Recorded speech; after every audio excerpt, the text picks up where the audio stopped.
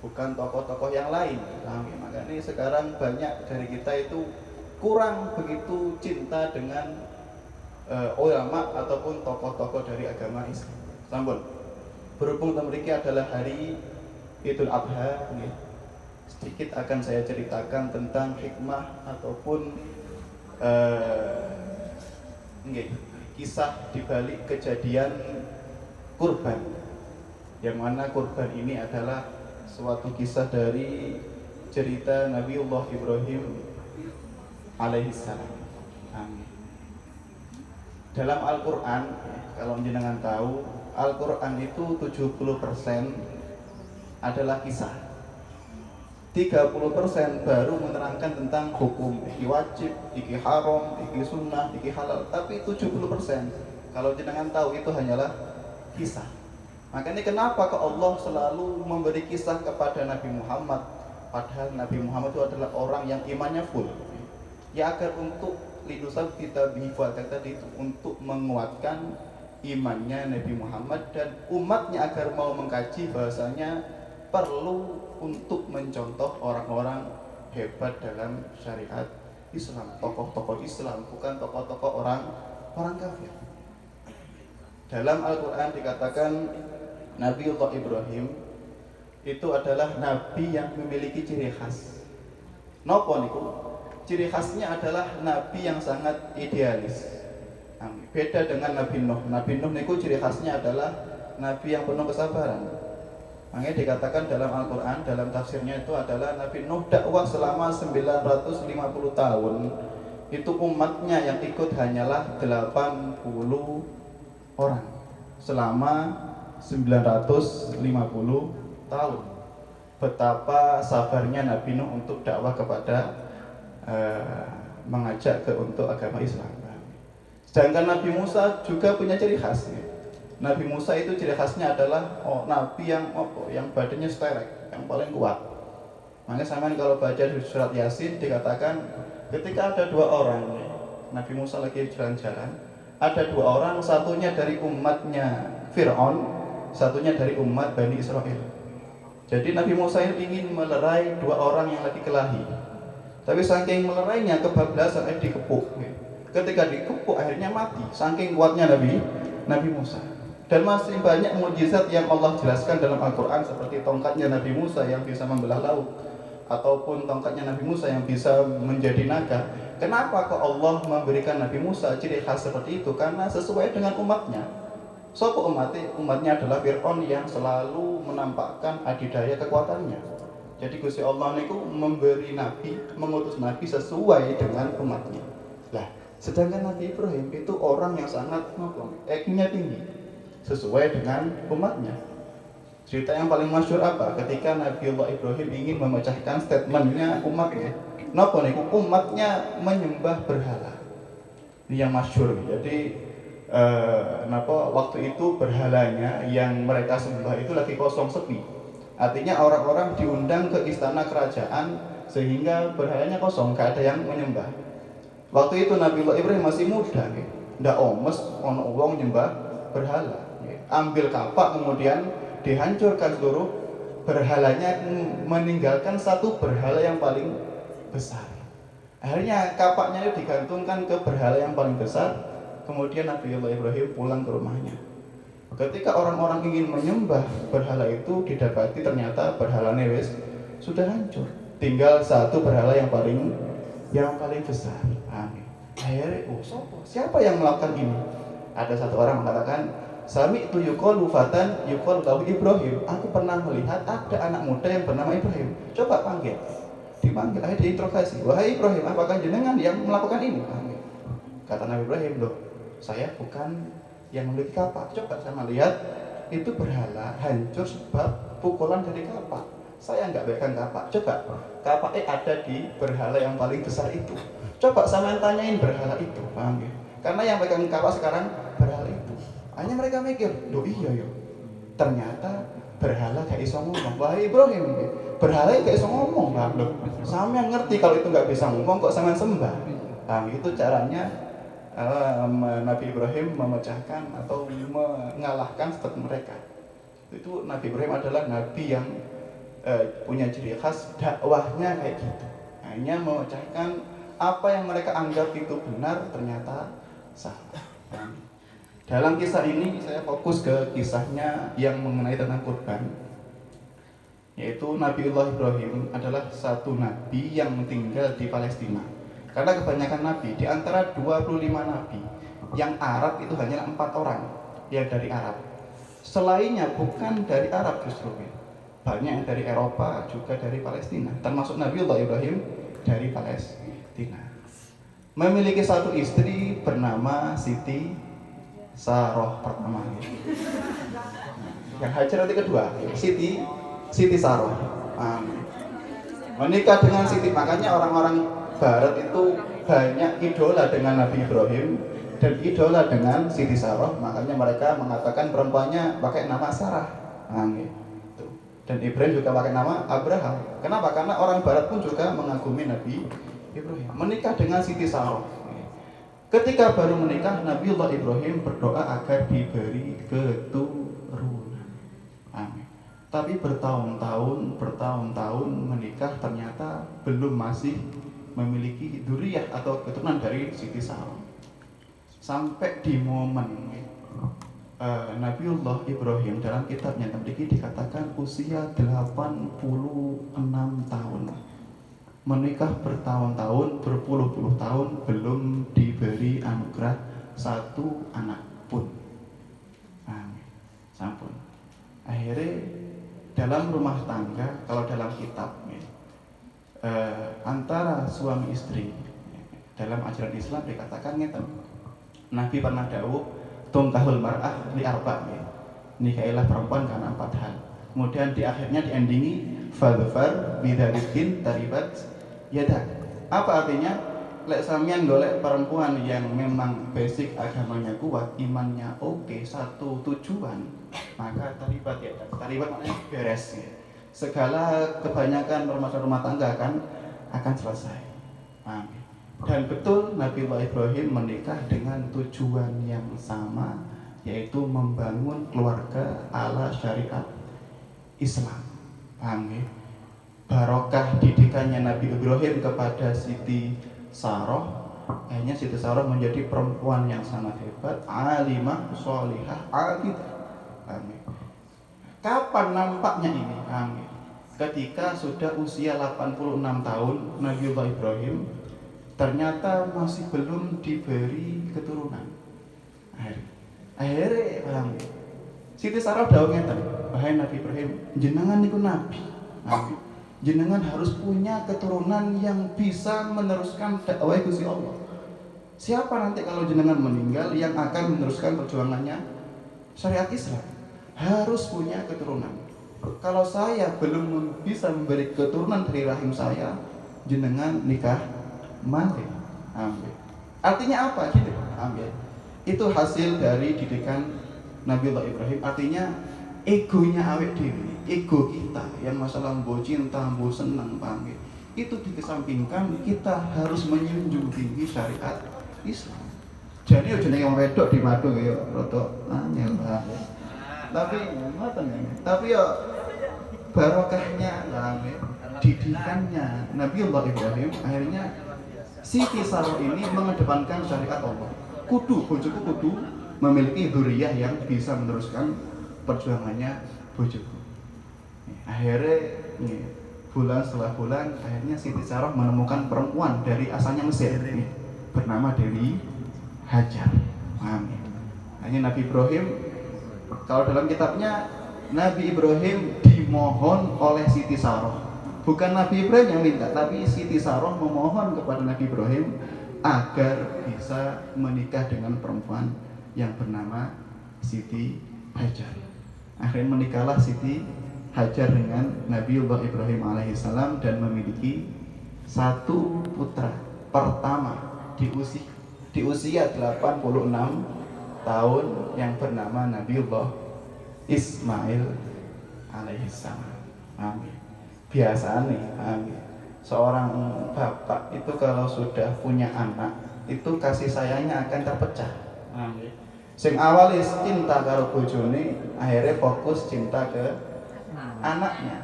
Sudah bertahun-tahun bunga pengen diberi anak, ternyata diberi anak ketika usia 86 tahun.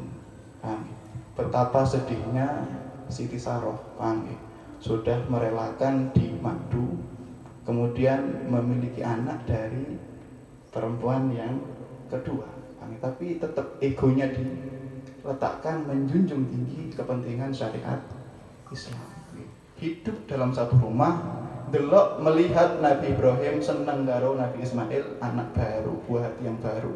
Yo manusiawi, ya sakit. Cemburu nggih. Normal manusiawi. Akhirnya di balik situ Allah tiba-tiba memerintah Nabiullah Ibrahim untuk memindah Dewi Hajar dan balita Nabi Ismail dari Palestina menuju kota Mekah. Kenapa? Ada dua hal kalau dalam kitabnya, agar sisi namanya manusia ini mesti ada, karena manusia di kitab ini dikatakan ada sisi malaikat, ada sisi setannya.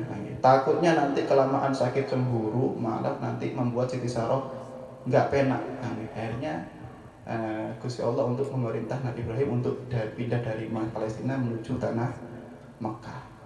Dan nanti hikmah yang kedua adalah Allah ingin memberikan kehidupan atau peradaban di kota Arab yang dimulai dari Nabiullah Ismail. Makanya Nabi Ismail disebutkan Abul Arab, bapake orang Arab. Kenapa? Karena kebanyakan orang Arab ya anaknya Nabi Ismail. Hanya dibawalah Dewi Hajar, istri mudanya, dengan balita yang masih bayi merah itu, dibawa dari Palestina menuju kota Mekah. Waktu itu Mekah masih belum kayak sekarang.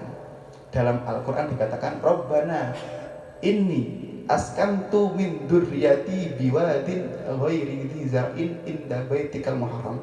Ya Allah, jenengan ngengken kula, mengutus saya untuk membawa istri saya dan Nabi Ismail anak kecil ini di tempat biwadin ghairi dzi zar'in, di tempat lembah yang tidak ada pepohonan, tidak ada air, tidak ada manusia sama sekali. Mungkin kalau sangat nggak masuk akal. Mungkin kalau di bawah situ seminggu mungkin bisa mati kehausan, mati kelaparan. Tapi namanya ini perintah Allah. Padahal biografinya Nabi Ibrahim adalah orang yang sangat ideal. Ini perintah yang nggak ideal. Piye terus ya sudah. Karena ini perintah Allah, akalnya ditaruh. Makanya kata Sayyidina Ali radhiyallahu anhu, wadifatul akli, tugasnya akal adalah mengantarkan orang yang punya akal mengenal Tuhannya orang yang memiliki akal. Makanya awake dhewe kalau punya akal, kemudian kok akal kita digunakan untuk mengenal Allah, cinta karo Allah, cinta karo Nabi Muhammad, sudah beres tugas akal itu selesai. Bukan kok sok-sok filsuf, sok-sok kata-kata, bukan. Tapi ketika otak kita mengantar kita kenal dengan Allah, cinta dengan Allah, maka tugasnya akal selesai. Makanya Nabi Ibrahim yang terkenal idealis, tapi ketika ada perintah dari Allah maka akal pemilik ditaruh, kemudian patuh dengan perintah Allah, ya sudah. Amin. Sampun diletakkan di situ. Wakilah ringkasnya kayak gini, dikatakan Nabiullah Ibrahim membawa 3 kurma. 3 kurma dengan 1 mangkok air. Amin, 1 mangkok air. Amin. Kemudian ditinggalkan oleh Nabiullah Ibrahim. Namanya Dewi Hajar masih muda, perempuan masih muda, kemudian baru memiliki anak. Amin. Ditinggalkan di tempat yang sangat tandus panas. Akhirnya berok-berok, jerit-jerit. Wah Ibrahim, mau kemana sampean? Masa ditinggalin aku nih gini, di tempat yang nggak layak untuk hidup kayak gini? Amin. Apa ini? Terus lempeng, terus jalan ke arah Palestina, tidak pernah menggubris sama sekali. Dalam kitabnya dikatakan kalau manusiawi, iya. Nabi Ibrahim mengatakan, iya ini anakku yang berpuluh-puluh tahun saya harapkan, tapi kok dapat perintah, ya sudah jalan. Begitu beratnya Nabi Ibrahim kembali ke tanah Palestina, meninggalkan istri yang masih muda, kemudian anak yang masih kecil, sangat nggak masuk akal. Amin. Tapi ini perintah Allah. Dewi Hajar teriak-teriak, nah Ibrahim kenapa jenengan meninggalkan saya di sini? Amin. Sampai di momen, wahai Ibrahim, ya Nabi Ibrahim, ahadza min amrillah, apakah ini perintah Allah? Amin. Baru Nabi Ibrahim berhenti sambil menengok, iya, ini adalah perintah Allah. Apa jawaban Dewi Hajar? Masya Allah, ini berkah didikan Nabiullah Ibrahim. Hingga hadza min amrillah imsi ala rijlik. Amin. Kalau ini memang perintah Allah, gak usah mikir nikulo. Saya akan tenang di sini. Jenengan harus lurus terus memperjuangkan dakwahnya Gusti Allah. Lagi-lagi ya, Dewi Hajar sama dengan Dewi Sarah, tidak memperdulikan egonya. Tetap syariat Allah dijunjung di atas segalanya. Subhanallah. Ini pentingnya pesan kita, pentingnya seorang suami memberi didikan yang bagus kepada seorang istri. Pentingnya juga antara istri dan suami memiliki tujuan yang sama. Dalam kitabnya kayaknya kan, jadi pasangan suami istri niku kalau tidak memiliki tujuan yang sama, niku nanti akan banyak problem. Contohnya kayak gini yang pernah saya dengar, ketika laki-laki menikah dengan perempuan itu seperti segitiga. Yang samping kiri adalah istri, yang samping kanan adalah suami. Yang paling atas adalah syariat Islam ataupun Allah. Artinya kalau suami menuju mendekat diri kepada Allah, tapi istrinya enggak gelem dijak, maka gak akan tempuk, maka rumah tangga akan morat-marit. Tapi ketika istri juga mau naik, mau mendekat ke Allah, kemudian suami juga membangun rumah tangga ala Islami, maka mereka akan rohnya akan menyatu dan dua insan yang akan menjadi satu insan. Makanya di situ dikatakan dalam kitab sakinah mawaddah warahmah. Bukan karena hanya cantik atau ganteng, atau cinta atau piye. Makanya dalam syariat Islam jarang Islam menganjurkan nikah sebab senang, jarang. Tapi sebab tujuan yang sama, yaitu tentang Islam. Gimana jenengan membangun keluarga kecil ala syariat Islam. Amin. Hanya Nabiullah Ibrahim menuju Palestina, ya, dan Dewi Hajar di situ sabar, tabah, merawat Nabi Ismail hanya dengan 3 buah kurma dan 1 mangkok air. Makanya mereka disebutkan ada asal usul sumur Zam-Zam. Cuman kalau nggak akan bahas itu karena mungkin kelamaan, sangat panjang. Walhasil ketika pulang dari Mekah menuju Palestina, ketemu lagi hidup dengan Siti Sarah. Nah, disitulah kalau jenengan baca surat Maryam, disitulah Siti Sarah yang sudah menjadi nenek-nenek. Nabi Ibrahim juga kakek diberi mukjizat oleh Allah memiliki anak bernama Nabi Ishak. Nabi Ishak nanti memiliki anak namanya Nabi Yakub. Yakub itu punya 2 nama. Pertama Nabi Yakub kalau dalam Al-Quran, kedua Nabi Israel. Maka ini Bani Israel adalah anak turunnya Nabi Yakub. Nabi Yakub punya istri 2. Pertama, istri pertama memiliki 7 saudara kalau nggak salah. Istri kedua memiliki 2 anak. Maaf, istri pertama memiliki 7 anak, istri kedua memiliki 2 anak. Yang istri kedua yang memiliki 2 anak itu namanya Nabiullah Yusuf. Yang kedua adalah Binyamin. Terus lagi Bunyamin ini adalah waliullah. Nah, nanti dari istri yang pertama yang katanya dengki kepada Nabiullah Yusuf, karena Nabiullah Yusuf yang jadi nabi, di situ ada satu orang bernama Yahuda. Nah, dari situlah jika bakal duriahnya orang Yahudi. Makanya orang Yahudi ya saja nih ya bin nabi saja nih. Cuman ya mungkin agak nyeleweng makanya. Jadi orang-orang hebat mereka itu. Jadi ke atasnya adalah Yahuda bin Yakub bin Ishak bin Ibrahim alaihissalam. Bon, kita kembali ke kisahnya Nabiullah Ismail dan Nabiullah Ibrahim alaihissalam. Walaupun Nabi Ismail tinggal di Palestina, tapi ujuk-ujuk sering mondar-mandir antara Palestina dan Mekah. Kenapa? Untuk mengontrol gimana pendidikan Nabiullah Ismail, gimana kehidupan Siti Hajar di Mekah. Ternyata di situ ada peradaban manusia yang berasal dari Yaman. Ini panjang ceritanya, langsung mawon sampai Nabiullah Ismail alaihissalam di usia remaja dan sudah mendapatkan ilmu didikan dari Nabiullah Ibrahim di usia 13 ataupun 14 tahun. Amin. Di di tanggal 8 Dzulhijjah kemarin. Amin. Nabiullah Ibrahim masih berada di kota Mekah. Ketika Nabiullah Ibrahim tidur, beliau bermimpi. Apa kalimatnya? Ya Ibrahim aufi bin nadrik.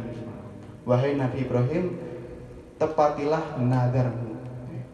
Bangun Nabi Ibrahim, ini mimpi teka setan apa wahyu ke Gusti Allah.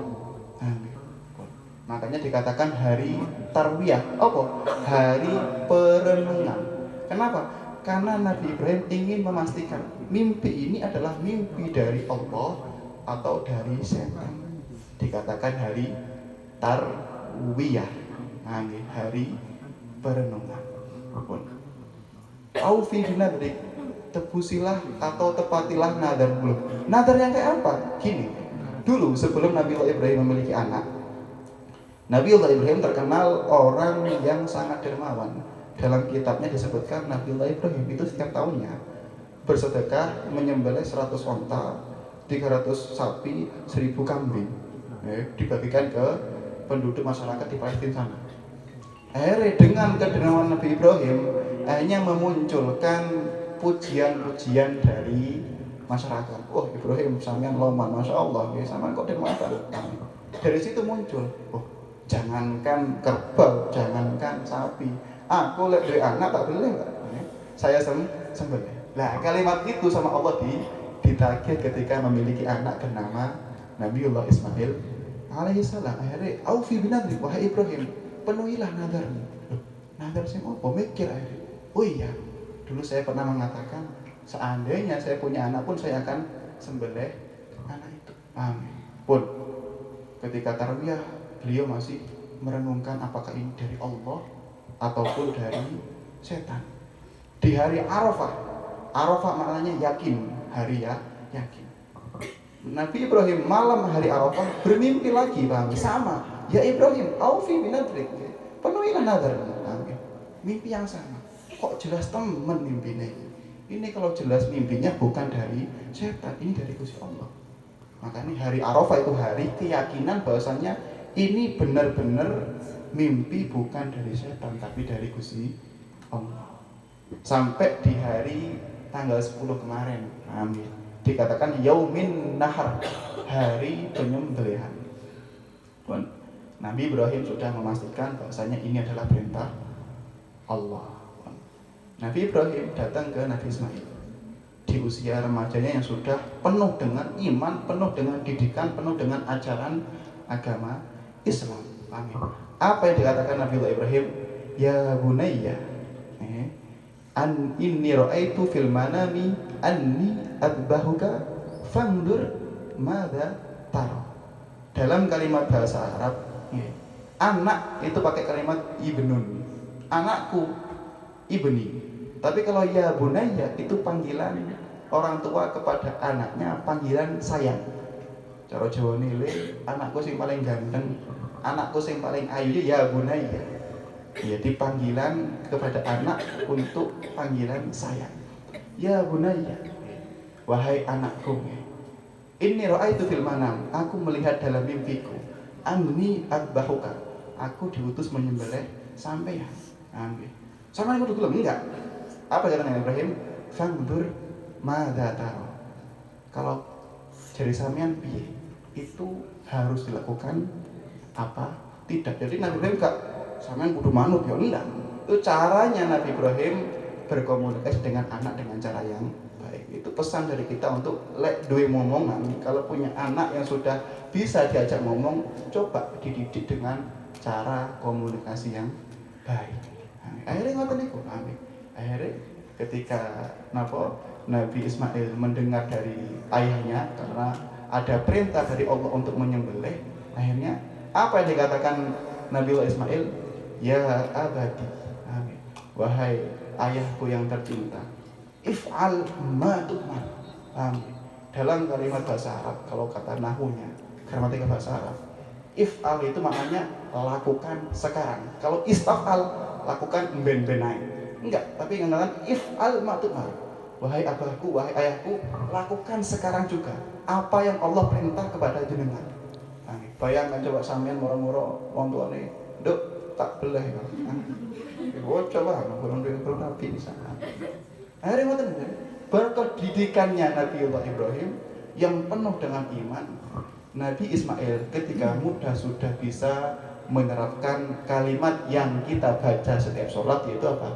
Inna sholati wa nusuki wa mahyaya wa mamati lillahi rabbil alamin. Sholatku, ibadahku, hidupku, matiku nggak penting kecuali untuk Allah. Ketika Allah memerintahku untuk disembelih, ya sudah.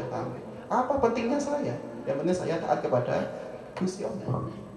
Akhirnya sudah, ya abad if'al ma tu'mar. Lakukanlah apa yang Allah perintah ke dalam jenengan. Amin. Ya sudah.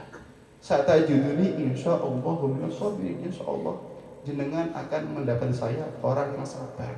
Kalau akan menerima perintah Allah dengan legowo. Cuman wahai abahku, kula nyen pesen. Napa niku? Apa itu? Bah, kalau jenengan nanti mau menyembelih, saya minta pisaunya harus ditajamin. Apa? Biar saya nanti tidak kesakitan. Yang kedua, kalau bisa mata saya ditutup biar tidak takut ketika melihat pisau. Yang ketiga, kalau bisa darahnya jangan sampai nyiprat ke baju jenengan. Kenapa? Nanti kalau jenengan pulang ke rumah, takutnya Umi nanti lihat darah, takutnya Umi nanti malah kepikiran.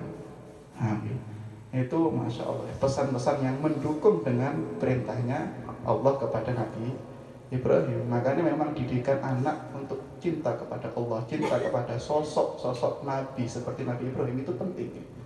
Dalam zamannya Khalifah Sayyidina Umar, ini ada kisah menarik. Jadi ketika Sayyidina Umar radhiyallahu anhu, Umar bin Khattab jadi khalifah, itu ada anak muda yang sangat nakal. Ya judi, ya ngombe, ya zina, ya nyuri, sembarang lengkap. Nakal versi lengkap, paket lengkap. Dipanggil sama Khalifah Umar. Le, kesini, sama kok cek nakal le. Wahai Khalifah, jangan saya tanyakan, jangan jenengan tanyakan ke saya. Coba tanyakan ke orang tua saya, kenapa kok saya bisa jadi nakal seperti ini, brutal seperti ini, Bang? Sopo bapakmu mami? Bahwa saya adalah Fulan bin Fulan. Ayo dicari itu bapaknya anak muda itu sama Khalifah. Ketika dicari, wahai Fulan bin Fulan, Pak, sampean kok duwe anak arek enom kok cek nakal ndablek kok ini piye? Jadi bapaknya napa? Wahai Khalifah, kula sudah turuti apa yang dia mau. Minta sepeda motor tak kei, mobil tak kei, coba ngoten niku, paham ya. Apapun yang dia mau saya berikan. Amin. Akhirnya bingung Khalifah. Akhirnya penake piye ya wis. Jadi bapaknya diundang ke dalamnya Sayyidina Umar, anaknya juga diundang. Suruh dialog. Akhirnya debat antara anak dan bapak, keleng-keleng sampai selesai. Akhirnya Sayyidina Khalifah Umar mengatakan kesimpulan gini, wahai Pak, laqad, ini kalimat yang masyhur. Laqad aqaqta qabla uqita. Kalimat aqaq hukukul walidain, durhaka kepada orang tua. Pak, sampean telah durhaka kepada anak sampean sebelum anak sampean durhaka kepada sampean. Lho kok nggih? Karena sampean dari kecil tidak memberikan didikan yang baik kepada anaknya. Makanya ketika anaknya nakal, iya ojo sambat sampean lek anaknya nakal karena tidak diberi didikan yang bagus. Makanya betapa pentingnya perannya seorang bapak, seorang ayah kepada anaknya. Memang dalam kehidupan itu perannya seorang ibu penting. Cuma dalam Al-Quran perannya seorang ayah itu disebutkan 4 kali lebih banyak daripada perannya seorang ibu. Ibu niku diperlukan ketika usia masih kecil sampai usia tamyiz. Pinten niku usia 7 tahun diperlukan biasanya dari ibu. Tapi ketika 7 tahun ke atas, ketika sudah bisa memahami pendidikan mulai SD, SMP, SMA, perannya seorang ayah itu penting dalam mendidik anak. Makanya Nabiullah Ismail ketika disuruh oleh Nabiullah Ibrahim untuk disembelih, ya oke mawon. Kenapa? Karena sudah dididik didikan yang bagus. If'al ma tu'mar, ya abadi if'al ma tu'mar. Pun jenengan lakukan apa yang Allah perintah sakniki. Hari pun sudah sepakat antara Nabiullah Ibrahim alaihissalam dengan Nabiullah Ismail. Barulah tugasnya Nabi Ibrahim datang ke Dewi Hajar sambil merayu. Makanya kadang laki-laki kalau punya rencana, yang penting rencananya gak buruk, tidak perlu selalu menceritakan kepada seorang istri. Karena banyak kan dalam kitab dalam Islam, komposisi laki-laki kali perempuan itu beda. Kenapa? Kalau laki-laki itu diciptakan komposisinya adalah manusia yang idealis. Maknanya piye?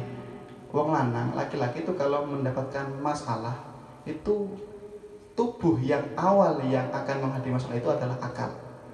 Makanya biasanya wong lanang sumpek ambil rokok, ngopi, menang, mikir. Kenapa? Ingin menyelesaikan masalah dengan pikirannya.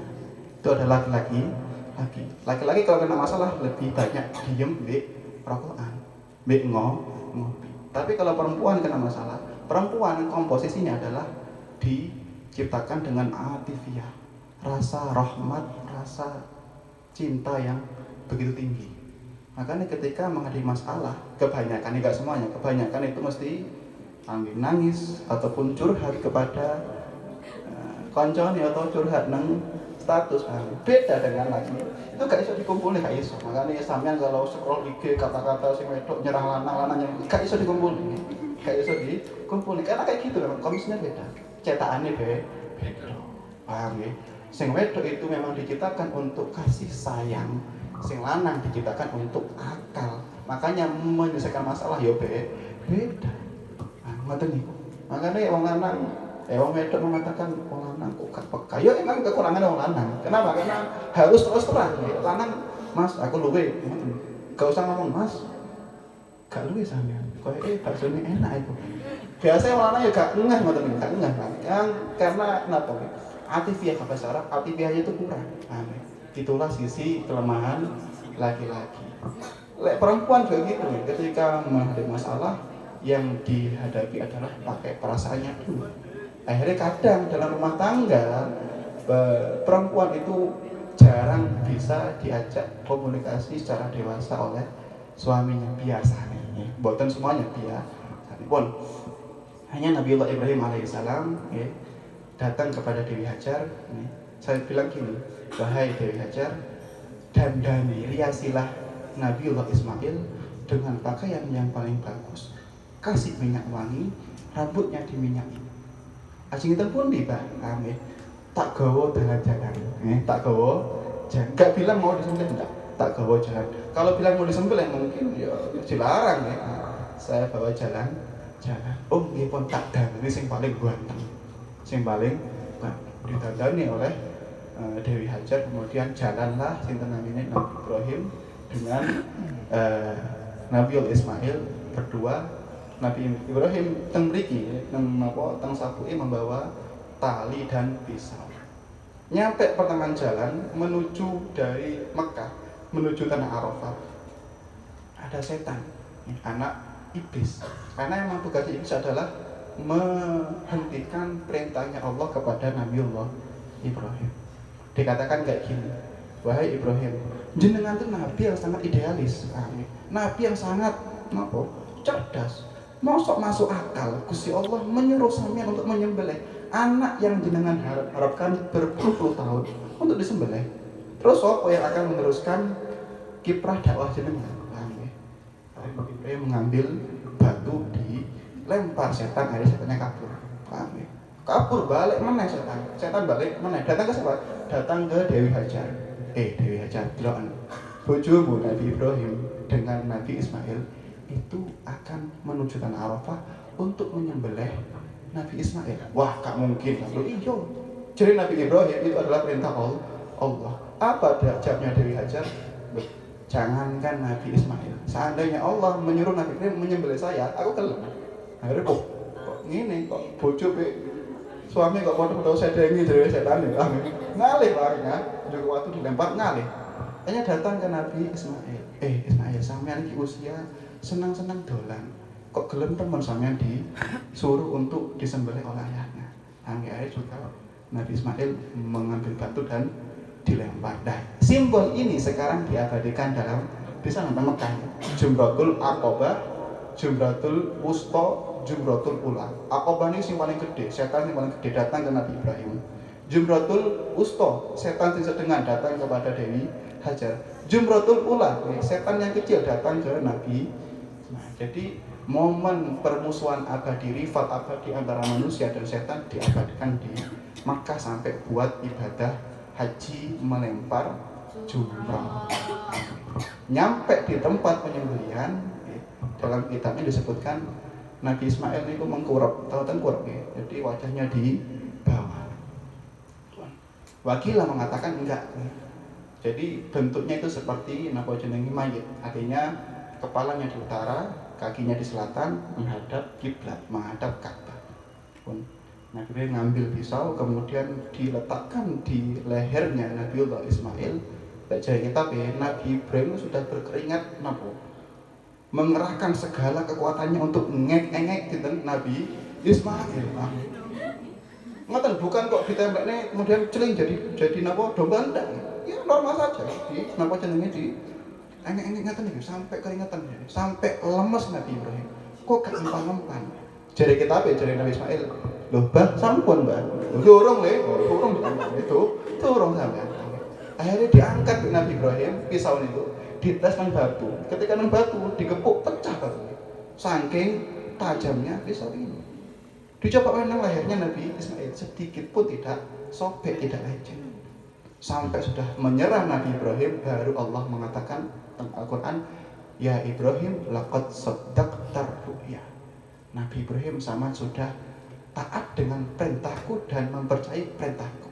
Sampean benar menjadi nabi yang khalilullah, kekasihku. Nah, ya wis, aku akan mengirim malaikat Jibril akan membawa domba dari surga. Itu kalau Nabi malaikat Jibril dekat sampai nang Nabi Ismail.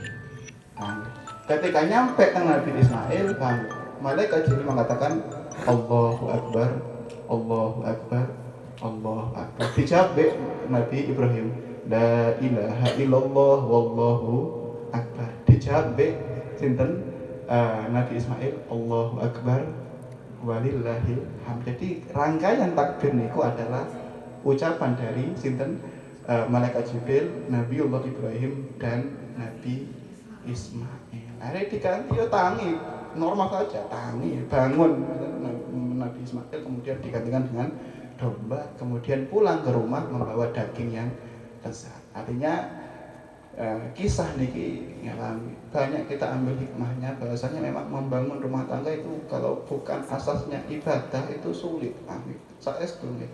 Sampai kalau gak ada rencang ngoten niku sing wedok rencang kula pengen rapi pokoknya sing ganteng nggih. Ketika ganteng entuk rapi akhirnya gak iso megawe, gak iso ngajari bojone sholat misalkan paham. Akhirnya ya wis melarat. Ya panganan ganteng itu, panganan ganteng.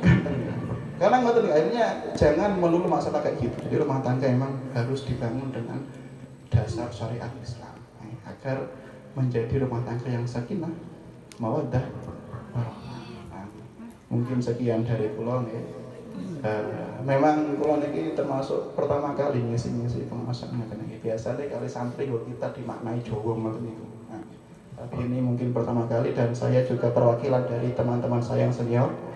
Mungkin saya juga paling kecil, paling junior, tapi katanya santri itu kalau di dalam santri sing junior manut dengan yang senior. Biasanya di sini yang isi adalah Habib Abdullah Ahmad ya, biasanya.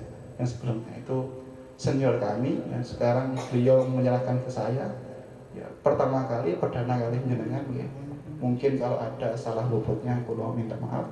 Minal aidin wal faizin, mohon maaf lahir terakhir ya.